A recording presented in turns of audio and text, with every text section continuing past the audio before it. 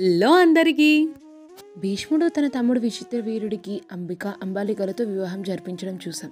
దాని తర్వాత ఏమైందో చూసేద్దాం. విచిత్రవీరుడు అంబాలికలతో సుఖంగా ఉన్నా సంతానం లేకుండానే అకాల మరణం చెందాడు. కురువంశానికి వారసులే లేరు. భీష్ముడు తన ప్రతిజ్ఞను వదులుకోలేడు. హస్తినాపురం ఇప్పుడు అనాథ అయ్యే పరిస్థితిలో ఉంది. మాత సత్యవతి కుమిలిపోయింది. వంశాన్ని రక్షించడానికి ఆమె తన అత్యంత ముఖ్యమైన రహస్యాన్ని బయటపెట్టింది. పూర్వం పరాశర మహర్షి ద్వారా జన్మించిన పుత్రుడు మహాతపస్వి అయిన వేదవ్యాసుని స్మరించింది. వేదవ్యాసుడు ప్రత్యక్షమై తల్లి కోరిక మేరకు వంశాన్ని నిలబెట్టడానికి నియోగ ధర్మాన్ని పాటించడానికి అంగీకరించాడు. వ్యాసుడి రూపం తీక్షణమైన తేజస్సుతో ఉంటుంది. మొదట అంబిక వంతు వచ్చింది. వ్యాసుడి తేజస్సును చూడలేక ఆమె భయంతో కళ్ళు గట్టిగా మూసుకుంది. ఆ భయం ఫలితంగా ఆమెకు జన్మించిన పుత్రుడు ధృతరాష్ట్రుడు పుట్టుకతోనే అంధుడిగా జన్మించాడు. తర్వాత అంబిక వంతు వచ్చింది. ఆమె వ్యాసుడిని చూసి భయపడినా కళ్ళు మూసుకోలేదు, కానీ భయంతో తెల్లబడింది.